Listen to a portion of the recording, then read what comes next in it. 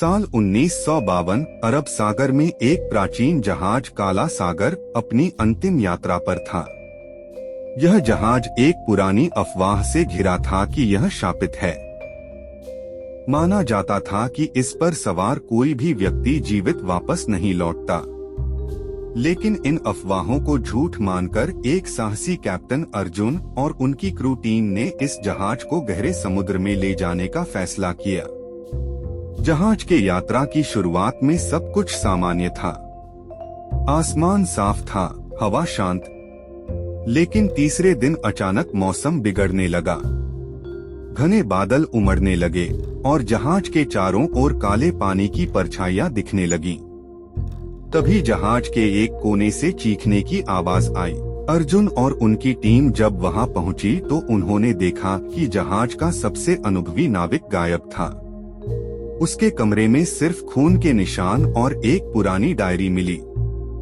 Diary के पन्नों पर लिखा था कि यह जहाज पहले भी कई यात्राओं पर गया था, लेकिन हर बार कोई न कोई अनहोनी होती थी। जहाज के पिछले कप्तान ने लिखा था कि इस जहाज में अदृश्य शक्ति है जो इसे अपने कब्जे में ले लेती है। अर्जुन ने इसे अफवाह मानकर टीम को शांत रहने को कहा, लेकिन जहाज पर अजीब घटनाएं बढ़ती गईं। रात के समय जहाज के एक सदस्य गायब होने लगे। उनकी जगह खाली बिस्तरों पर गीले पानी के निशान और अजीब खरोंचें दिखाई देती। एक दिन अर्जुन ने जहाज के निचले हिस्से में छिपी एक पुरानी मूर्ति पाई। यह मूर्ति किसी भूतिया देवता की थी, जिसे समुद्री अभिशाप का प्रतीक माना जाता था। अर्जुन समझ गया कि इस मूर्ति की वजह से ही जहाज शापित है। उसने मूर्ति को समुद्र में फेंकने का फैसला किया। लेकिन जैसे ही उसने मूर्ति को उठाया, एक डरावनी आवाज गूंजने लगी। अगर मूर्ति को हटाया तो तुम्हारा अंत निश्चित है। अर्जुन ने हिम्मत नहीं हारी। उसने टीम के बचे हुए सदस्यों को समझाया कि यह उनकी आखिरी उम्मीद है। मूर्ति को समुद्र में फेंकने के बाद आसमान का रंग अचानक बदलने लगा। जहाज के चारों ओर भयंकर तूफान उठ खड़ा हुआ। पानी की लहरें इतनी ऊंची थीं कि ऐसा लग रहा था जैसे पूरा जहाज डूब जाएगा। लेकिन अर्जुन ने जहाज को संभालने की पूरी कोशिश की।